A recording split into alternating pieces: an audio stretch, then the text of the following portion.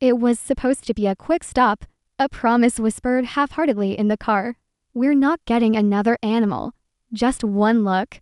That's what she said. Just a look, nothing more. But the moment she stepped into the room, everything changed. Not because he barked, not because he wagged his tail, but because he didn't. He sat quietly in the corner of his kennel, like a shadow that had given up trying to catch the light. His eyes weren't pleading, they weren't hopeful, they were quiet, the kind of quiet that only comes after a heart has waited too long.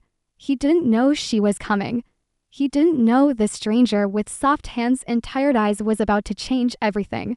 And yet, somehow, he looked at her like he already knew. He had no name when he was picked up, just a ragged collar and a body that had forgotten what warmth felt like. The shelter listed him as mixed breed, 3 years old, underweight. They didn't list the scars behind his ears or the way he flinched when someone dropped a clipboard nearby. No one talked much about where he came from. Rumors said he was dumped behind an old gas station. Others said he'd been wandering for weeks, surviving on trash and sheer will. But he didn't speak of the past. He carried it in his bones instead. Quiet, heavy, and too old for his age. His fur was patchy, his ribs too sharp. Every time someone approached his kennel, he'd sit still, like moving might make him disappear. He wasn't aggressive. He was invisible, and in a place full of barking, bouncing, tail-wagging hope. Invisibility is a slow kind of heartbreak. She hadn't meant to stop that day. The shelter was on the way to the grocery store, an errand tucked between meetings, deadlines, and the noise of a life that had recently gone quiet. Her last dog had passed 6 months earlier, too soon. Her friend said, "Wait a little longer. Give your heart time." But grief doesn't run on a schedule. It lingers in the corners of your home, in the sound of toenails that no longer click on the tile, in the empty bowl you haven't had the courage to put away. It waits in the silence between moments, quietly echoing what used to be. She told herself it was just a look, no commitments, no names, no new beginnings. And yet, there he was. He didn't run to the gate. He didn't bark or spin or wag his tail with desperate hope. He simply looked at her, and she looked back. There is a kind of stillness that exists only in moments like these, when one soul recognizes another beneath all the noise and history. She didn't see the dirt or the scars. She didn't flinch at the way his bones pushed through his skin. She saw a dog who had waited too long to be seen. She crouched beside his kennel. He didn't move. She whispered, "Hey, sweetheart." And for the first time in hours, maybe days, he blinked. Not a leap, not a bark, just a blink. But it was enough. The paperwork was quick, too quick. Shelters don't ask many questions. When someone says, "I want to take him home," they're used to the ones who change their minds. He didn't fight when they clipped on the leash. He didn't resist when the door to the kennel creaked open. He stepped out like someone walking into the unknown for the very last time. Not brave, not afraid, just ready. She named him Harlow later that night, after the first star she saw in the sky when they got home. Something about the name felt old and strong, like a name that had always been his, just waiting to be remembered. The first few days were quiet. Harlow didn't know what to do with space. He didn't know that beds were for sleeping, that bowls would always be full, or that hands could reach toward him without meaning harm. He slept curled in the corner of the living room, facing the door, not because he wanted to leave, but because he needed to know where danger might come from. He startled at the kettle whistle. He flattened himself at the sound of keys dropping. He wouldn't walk past mirrors, and when she sat beside him, he didn't move away, but he didn't move toward her either. It was like he was waiting for the silence to break, for the warmth to run out, for the leash to be clipped back on and taken somewhere else. But healing doesn't ask permission. It doesn't knock politely. It creeps in, slow and stubborn, in the tiny moments we almost miss, like the morning she woke up to find Harlow not in his usual corner, but at the foot of her bed, not close enough to touch, but close enough to watch her breathe. or the evening he followed her from room to room, a few paces behind, silent, as if learning the rhythm of her life from the shadows. The first time he took food from her hand, he didn't look up, but his tail moved.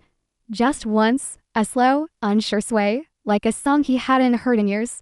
One afternoon, she left a pair of shoes by the back door. When she returned, she found Harlow curled beside them, fast asleep, not guarding them, not chewing, just sleeping, as if the scent of her, soaked into the warm leather, made him feel safe. That night, she whispered to him like a child, "You can stay, I promise. You're home now." He didn't understand the words, but he heard the promise in her voice, and something inside him softened. There was no thunderclap moment, no grand breakthrough where he leapt into her arms or wagged his tail for the first time like in a movie. Harlow unfolded slowly, like a paper flower placed in water. Each day brought a new shape to his spirit. Small, beautiful changes that you'd miss if you weren't watching closely. He started to yawn more often, not just out of sleepiness, but out of safety. Dogs don't yawn freely when they're afraid, but Harlow did, one morning, while lying on his side in a patch of sunlight, his mouth wide, his whole body stretching like he'd finally remembered what peace felt like. Then there was the day he barked, just once. She was on the porch, speaking with a delivery man, and Harlow, from inside, barked once, sharp and strong. Not angry, not scared, protective. He had decided, somehow, that she mattered, that she was his dot. When he started to follow her into the kitchen, tallow, but wagging just slightly, she pretended not to notice. She didn't reach down too quickly, didn't overwhelm him with praise. She just moved slower, quieter, letting him discover that the world would not fall apart if he came a little closer. He began learning the sounds of the house, the hum of the fridge, the creak of the stairs, the buzz of her phone on a table. He learned that the vacuum was loud, but not dangerous, and that thunder didn't always mean someone was yelling. Rain didn't mean being locked out anymore. Raised voices on the television weren't meant for him. Every day, he unlearned something that once taught him to be afraid. One morning, she left the front door open just a moment too long while carrying in groceries. She turned to find Harlow sitting at the threshold, looking out, not bolting, not even stepping outside, just looking. And then, after a long pause, he turned back toward her and walked inside. Trust is built in moments like these, not in big leaps, but in the choices animals make when no one is forcing them. He could have run, he could have disappeared, but he didn't. He chose her. She learned to read him like a quiet book. The way his ears tilted when he was unsure, the way he pressed into corners when the world got too loud, the way he sat beside the washing machine, his safe place, when something stirred in his memory that he couldn't explain. He was never the kind of dog to demand affection, but when she sat on the floor, arms resting on her knees, he would sometimes come close enough to rest his head near her leg, not quite touching, but close enough to say, "I'm here, I see you." And over time, she realized he wasn't just healing. He was teaching her how to heal. She had come into the shelter with the quiet ache of grief still clinging to her. The kind that makes you smile politely at parties, but cry in the laundry room when no one's around. Losing her old dog had broken something in her, not loudly, not all at once, but in soft, painful fragments she couldn't seem to gather. But Harlow didn't ask her to be okay. He didn't require her to move on or be whole. He simply existed beside her, in her sadness and in her stillness, and in doing so, he made space for her to feel again.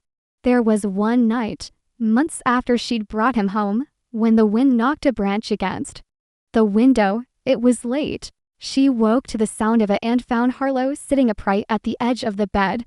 Alert but calm, she reached out her hand, palm open, and without hesitation, he placed his chin in her palm. He didn't shake. He didn't flinch. He let her hold his weight. She didn't say anything. She didn't need to. Because sometimes love is not about what we say. It's about how we show up. And that night, in the dark, They both showed up for each other. They began building rituals, not routines, rituals, gentle, wordless agreements between two beings learning to trust again. A morning walk, always the same route, always stopping at the one house with wind chimes Harlow liked to listen to. An evening cup of tea, always poured after dinner, always with Harlow curled against her feet on the couch. And the shoes, always. The shoes, still his favorite place to nap, even as new beds appeared around the house. There was something about the scent, the familiarity, the way they smelled like the road home. She never moved them, even when guests asked, even when they cluttered the doorway. They were his place, and that mattered. Strangers began to notice, not just how different he looked, the healthier coat, the stronger frame, the spark in his eyes, but how different he felt. There was a gravity to Harlow now, a softness, as if he'd become the kind of dog people didn't just admire, they felt something through. Kids asked to pet him, neighbors left treats by the gate. Even the mail carrier, once avoided like a threat, was now greeted with a soft tail wag from a distance. He had become a fixture, not just in the house, in the world. And she watched him, every day, becoming more of himself. There was a photo she took on a Sunday afternoon, nearly a year after the shelter. Harlow lay on the porch, half in shadow, half in light. His eyes were closed, his body sprawled across the wooden boards like he'd finally exhaled all the weight he'd once carried. When she looked at the photo later, she realized something. He wasn't just safe. He was free. There's a difference. Safety is a roof. Freedom is choosing to stretch out beneath it. Safety is being fed. Freedom is licking the bowl with joy and walking away with trust. That's what he had found, not just rescue, not just recovery, but the freedom to live again.